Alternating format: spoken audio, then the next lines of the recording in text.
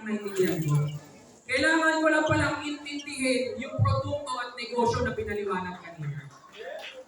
Sa simpleng sabi, kapatid, sa simpleng sabi, inaral ko yung negosyo. Ikunento ko sa mga kakilala ko, sa mga tropa, sa mga kaibigan ko. At ang maganda dito, ang matindi, alam niyo kung ano? Pero yung sa akin ano? Yung mga mismong kaibigan ko pa yung hindi naniwala sa akin. Yung mga mismong tropa ko pa na inaasahan ko mga kasama ko dito, sila pa yung hindi naniwala sa akin. Pero ito maganda. Dahil naiintindihan ko negosyo at produkto ng First Vita Plus, ano ginawa ko? Pakibasa nga ako. Decided to gear up. Nagdesisyon ako na ihanda yung sarili ko. Way back 7 years ago, yung 15 years old ako, kapatid, nagdesisyon ako na gagawin ko First Vita Plus. Bakit? Kasi sabi ko, pag ginawa ko at naging handa ako, yung magandang buhay makukuha ko. Ang maganda, nung naging handa ako, napaglabanan ko, kapatid, geared up, grind and hustle. Kasi tandaan mo, kapatid, walang negosyo na hindi tinatrabaho. Walang kita na hindi pinaghihirapan. Kung sa labas nga, empleyado, nagtatrabaho, napapagod para kumita ng maliit. First Vita Plus, kapatid, gawin mo. Ihanda mo lang din sarili mo. Bakit? Kasi dadating ang panahon. On fire din ang kita at benta mo. Ang maganda sa First Vita Plus, lingguhan ang check-in, kapatid. Every week, pwede ka kumita. Ang maganda. Sa mahigit isang dekada na ginagawa ko kasama ng mga magulang ko ang First Vita Plus, kapatid. Total income namin, 17.2 million pesos. 10 taon na ginagawa First Vita Plus, kapatid. Sinimulan ko ng 15 years old. Sulit ba? Yes! Kung ikaw 15 years old ngayon, o mas bata pa, gagawin mo ba First Vita Plus? Kung 15 years old, sabihin na natin 22 years old ka ngayon, pababa, pataas, gagawin mo First Vita Plus. Yes, kapatid, napakalaking tulong ng 17.2 million. Diyan na bago ang buhay ng pamilya.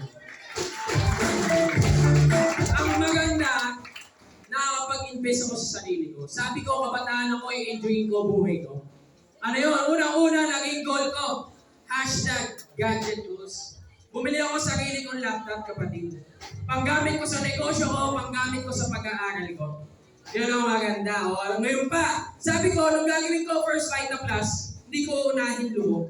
Kasi ang gusto ko, makatulong agad ako sa magulang ko. At ang pinakasimpleng paraan, kapatid, kung kabataan at anak ka ngayon, pamangkin ka na nag-aalaga sa iyo, ang pinakasimpleng paraan na pwede ka makatulong sa mga nag-aalaga sa inyo, is yung kahit pag-aaral mo, maangkin mo.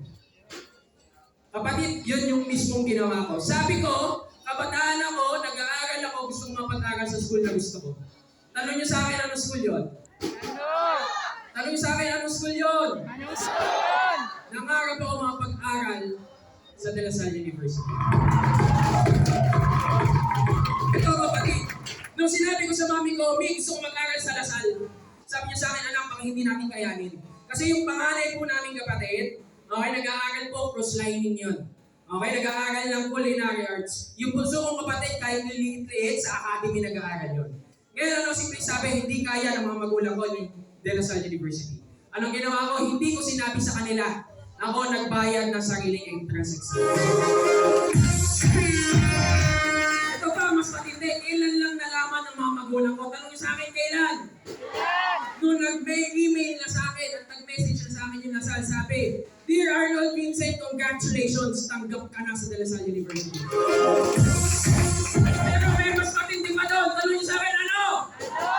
Hindi makapaniwala yung nanay ko. Sabi niya sa akin, "Anak, paano ka nakapasa sa Lasal?" Sabi ko, simple lang. 10 years old pa lang ako, nasa First Vita Plus na ako. Ang turo, kaliwa, kanan, 1-5. In-apply ko lang kaliwa, kanan, sagot, pasa, nasa Lasal ako. Hindi ako magaling nasa kaliwat kanan ko eh, tinagin na sa lista ko. Ang matindi, wala pang pasok, kapatid. Pinuntahan ko agad yung school ko. Ha? Bakit? Sabi ko, dahil sa First Vita Plus, kapatid, #certified Lasalis.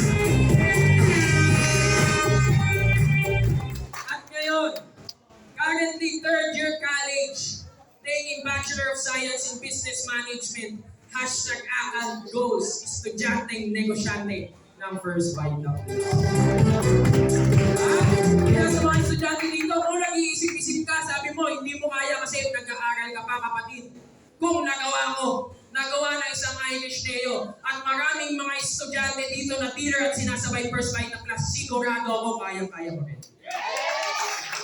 Parehas lang tayo ng sistema at gagawin, kapatid, ano lang kailangan mo? Gayahin mo lang kami.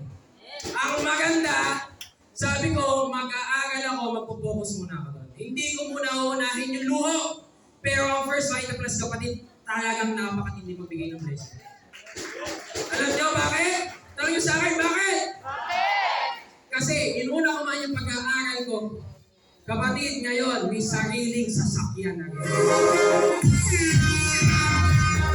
Kami ang kauna-unahang nanalo ng brand new Toyota Wigo 2020.